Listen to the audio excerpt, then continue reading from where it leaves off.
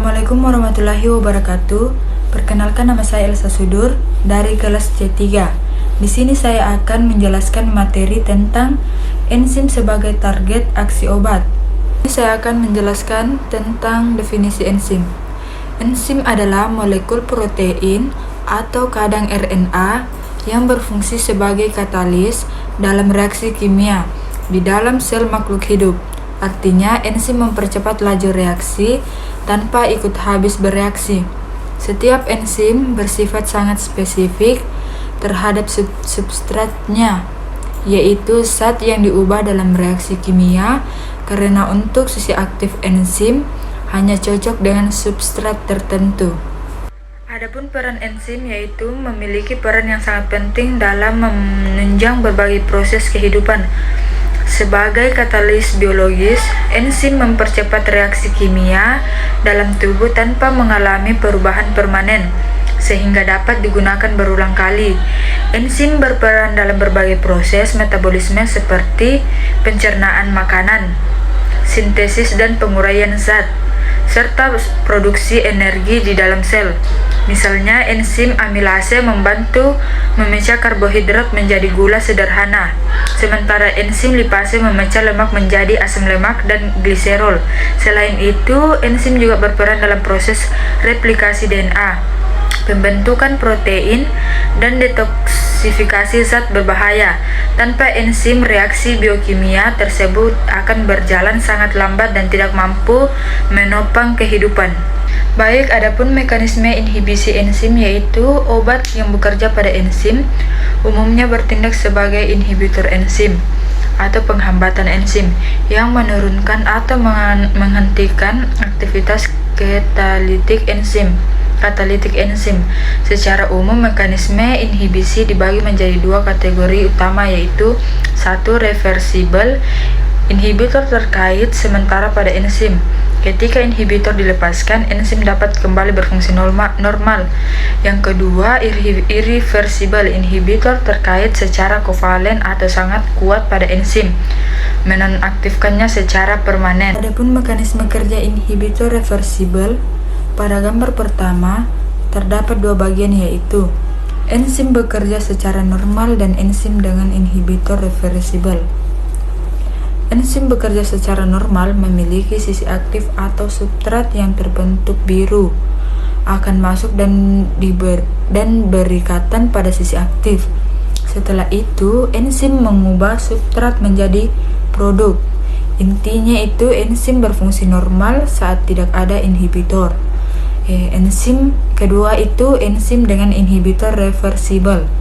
Di bagian bawahnya itu ada inhibitor X yang dimana dapat menempel sementara pada enzim, dan ikatan ini tidak permanen dan dapat lepas kapan saja. Bila inhibitor menempati sisi aktif, substrat tidak bisa masuk. Akibatnya aktivitas enzim dapat menurun dan tidak stabil. Kemudian mekanisme kerja inhibitor irreversible. Pada gambar kedua terlihat ada substrat yang berwarna orange biasanya akan masuk ke enzim. Tetapi inhibitor irreversible berwarna biru hijau masuk ke enzim dan membentuk ikatan kovalen atau ikatan sangat kuat. Ikatan ini permanen, tidak dapat diputus. Akibatnya enzim menjadi rusak atau berubah bentuk sehingga tidak dapat bekerja lagi. Enzim tidak dapat digunakan kembali dan harus diganti oleh tubuh dengan sintesis enzim baru. Adapun ciri inhibitor irreversible yaitu ikatan permanen atau kovalen menonaktifkan enzim sepenuhnya. Tidak bisa diatasi dengan menambah substrat. Efek berlangsung lama, contoh obatnya yaitu aspirin.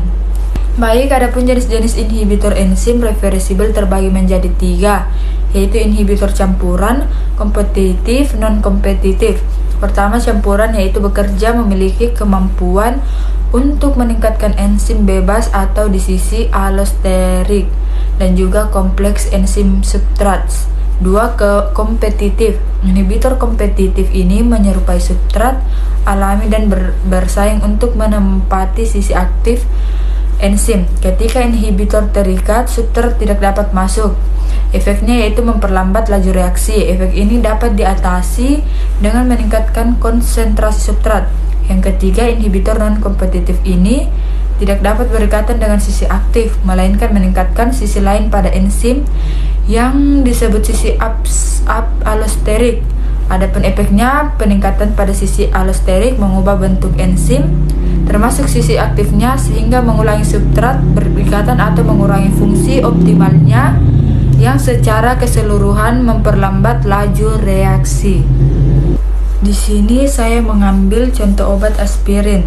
Aspirin bekerja dengan menghambat enzim COX-1 sehingga pembentukan tromboksin A2 berkurang. Baik, penjelasannya yaitu asam arakidona di dalam trombosit akan diubah oleh enzim siklooksigenase 1 menjadi prostaglandin. Lalu prostaglandin akan diubah oleh trombosit sintase menjadi trombosit A2. Trombosit A2 berfungsi mengaktifkan atau mengumpulkan trombosit sehingga terjadi pembekuan darah. Sehingga aspirin bekerja dengan menghambat enzim siklooksigenase 1 sehingga pembentukan trombosit A2 berkurang. Akibatnya hal tersebut dapat menyebabkan aktivitas dan pengumpulan trombosit menurun sehingga risiko pembekuan darah seperti serangan jantung menurun. Baik, itu saja dari saya. Adapun kesimpulannya yaitu enzim merupakan salah satu target utama dalam aksi obat karena berperan penting dalam berbagai proses biokimia tubuh. Obat dapat mengurangi aktivitas enzim dengan cara menghambat atau mengaktifasi kerjanya sehingga mengubah laju reaksi metabolik yang terikat dengan penyakit tertentu. Inhibitor enzim misalnya bekerja dengan mengikat sisi aktif enzim dan mencegah substrat berinteraksi, sehingga menurunkan produksi senyawa yang tidak diinginkan. Sebaliknya, aktivator enzim dapat meningkatkan aktivitas enzim yang kurang optimal. Itulah penjelasan dari saya, kurang dan lebihnya mohon dimaafkan. Wabillahi taufiq wal hidayah. Wassalamualaikum warahmatullahi wabarakatuh.